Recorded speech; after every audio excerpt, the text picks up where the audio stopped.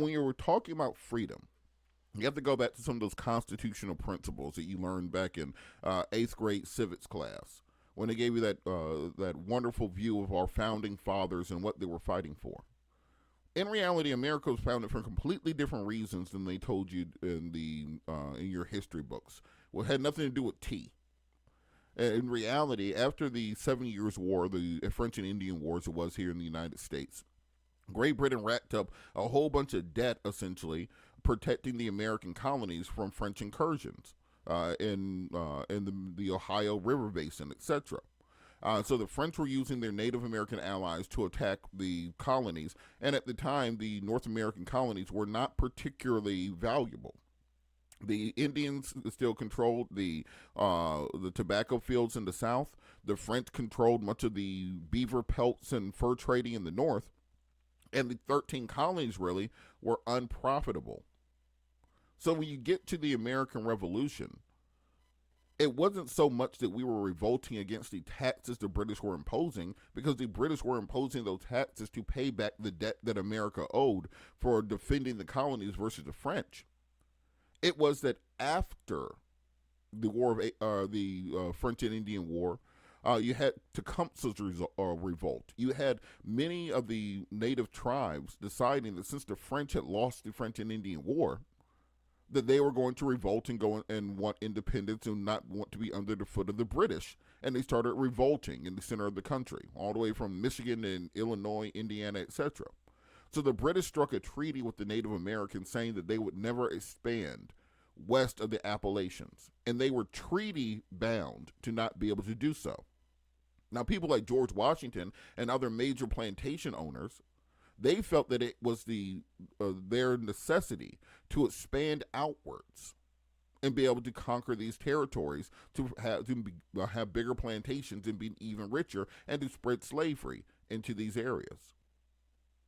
So it was because of these treaties that we had a revolution.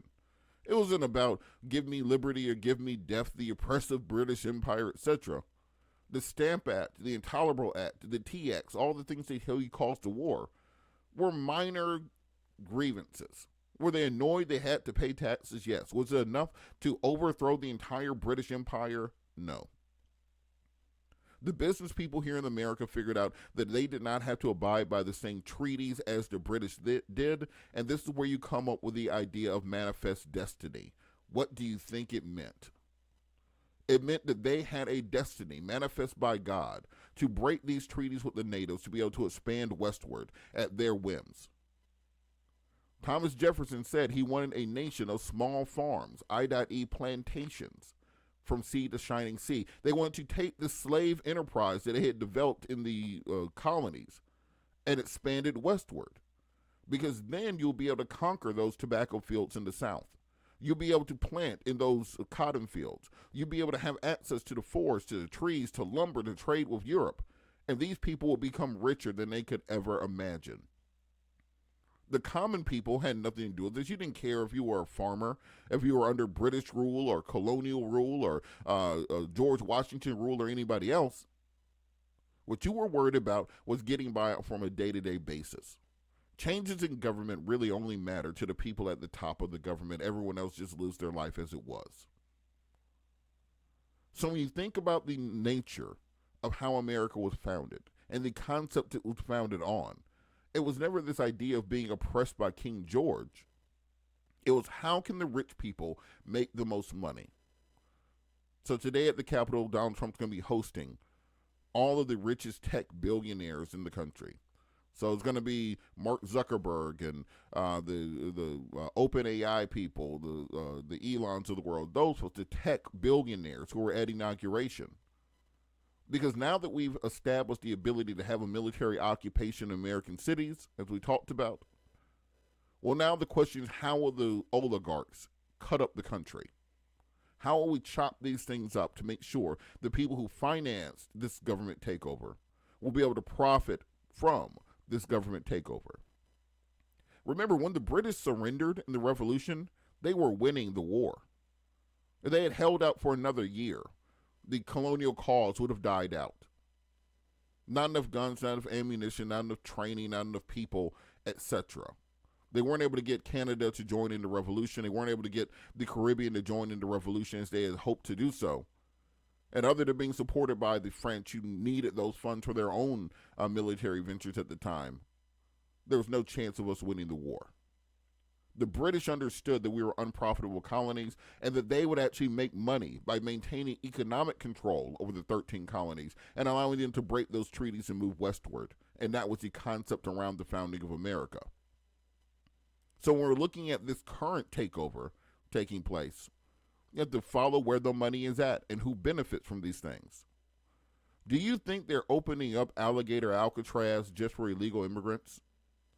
Do you think they're spending $30 million to reopen and revitalize Alcatraz prison off of San Francisco just to put migrants in? Do you think they're opening up internment camps from World War II that we used from the Japanese? It was actually a thing, if you saw it in the media a few weeks ago. They are reopening internment camps from World War II that we used to round up the Japanese. And they're buying hundreds, if not thousands, of acres of land in Texas to turn them into holding facilities. Like I said, do you think they're going to send you an email that you're going to get a mass text message letting you know that the dictatorship has started?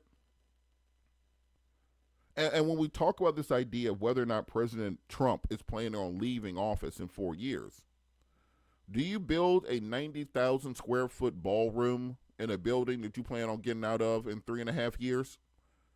And just for context, because I know a lot of times, when you're doing GPS, it's like turning 300 feet. How far is 300 feet? 90,000 square feet is the size of a Best Buy. A Best Buy is about 100,000 square feet, the big box store. So the next time you're inside of a Best Buy, a BJ's, a Costco, that's the size of the ballroom that Donald Trump is building. It's going to be twice the size of the White House. Does that sound like somebody who's leaving in a couple years? When we're talking about the militarization of Washington, D.C., they're bragging about the fact they have cleared out over 50 homeless encampments. They're taking the poorest people in the country and bulldozing the nothing that they have. The nothing that they have. Just so when rich people go to dinner, they won't have to look at what happens when you're poor. They don't want to fix the homeless situation. They just don't want to have to look at it. Oh my God, I'm going to a $100 a plate dinner. I can't believe I have to look at poor people on the way in. When in history have the people who are rounding up the poor people with the military been the good guys? They bragged this morning about they've confiscated almost 200 guns off the streets of Washington, D.C. I thought y'all were the pro-Second Amendment people. I thought you said constitutional carry. Everybody was supposed to be armed. There should be no government regulations on gun control. But they have said you can carry a long rifle or shotgun in Washington, D.C. So you're going to confiscate the guns being used by people who are defending themselves in the streets and legalize the guns that people use to hunt individuals and think we're not going to notice the message that you are sending. So like I said, what messaging, and I want to hear from you guys after the break. Call in 447-268-1380, get you involved in the conversation. What exactly has to happen for people to believe that we are knee-deep, not headed towards, but in the midst of a dictatorship? Call in 447-268-1380. We'll be back after the break. News and Talk 1380 WAOK.